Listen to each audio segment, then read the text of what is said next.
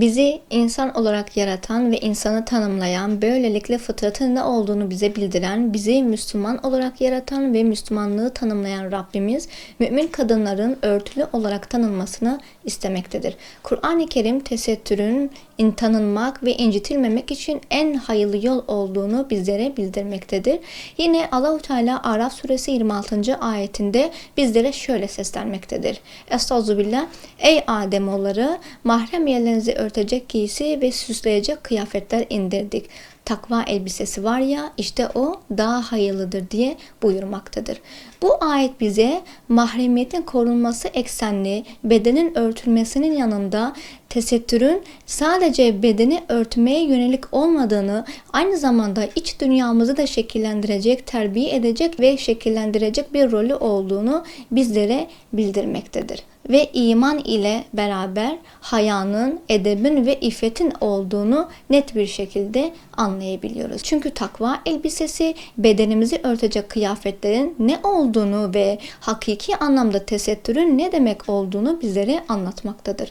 Bizler takva elbisesi ile kuşandığımız zaman bedenimize zarar verecek ve ruhumuzu incitecek bir takım kötü durumlardan kendimizi muhafaza etmiş oluruz. Nitekim haya ve edep gittikten sonra bedenimizi örtecek kıyafetlerin de fonksiyonu bitmiştir. Zira İslam insanı salt sureti ve imajıyla değil, ruhu ve şuuruyla kıymetli bulmaktadır.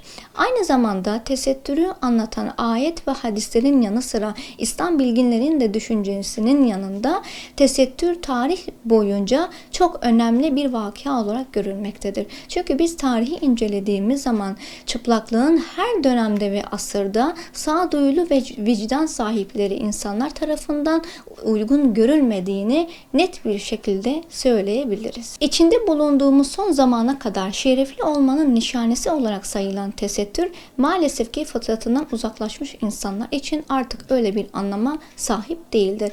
Tesettürdeki temel esas namahreme bakmama ve baktırmama esas iken, yani tesettürlü bir bayan tesettürüyle bana bakma demiş olur. Oysa moda sektörü bana bak, beni fark et demenin bir ifadesidir. Günümüzde moda sektörü çoğu zaman insanı kendi benliğinden uzaklaştırarak onu dış dünyanın onayına mahkum etmektedir. Tesettür bir kişiliği, bir aidiyeti sembolize ederken moda sektörü ise riyanın, gösterişin ve dünyevileşmenin bir ürünüdür.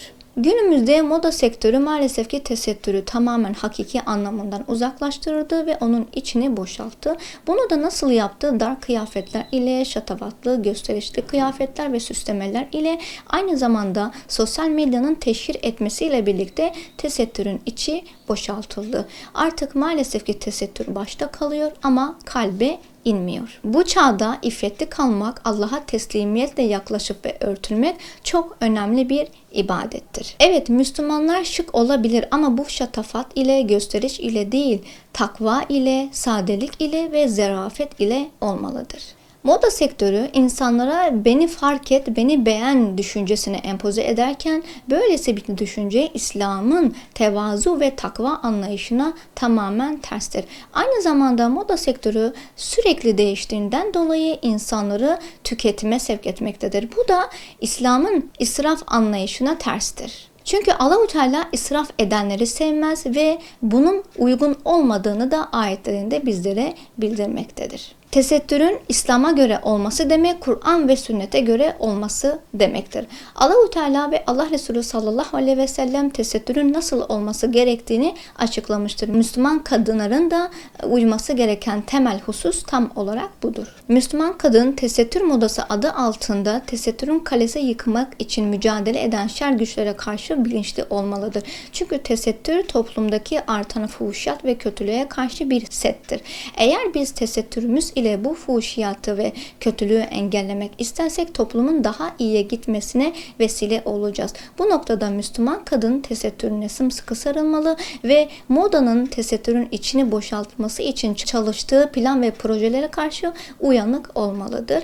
Bu açıdan her aileye de bir sorumluluk düşmektedir. Nasıl ki biz kendi evimizde çocuklarımıza karşı bir bilinç veriyorsak tesettür konusunda da bir bilinç vermemiz gerekiyor. İslam'ın istediği prensipte, İslam'ın istediği istediği bir şiar ile çocuklarımıza tesettürü sevdirmeli ve onlara anlatmalıyız. Bugün genç kızlarımıza dizilerdeki aktörler yerine izzetiyle, şerefiyle ve namusuyla mücadele eden Müslüman kadınları rol model olarak göstermemiz gerekiyor. Tesettür bir ibadettir. Her ibadette olduğu gibi tesettürde de evet muhakkak zorluklar olacaktır. Ama bu zorluklara göğüs germek ve bu zorluklar üzerinden mücadele etmek rıza-i ilahiye kavuşmamızı sağlayacaktır. Aynı zamanda dünya ve ahiretimizi güzelleştirecektir. Biz Allah'ın rızasına kavuşmak ve dünya ve ahiretimizi güzelleştirmek istiyorsak tesettür konusunda karşımıza çıkan bütün zorluklara karşı sabretmemiz gerekiyor. Aynı zamanda şu an sıcak havalara rağmen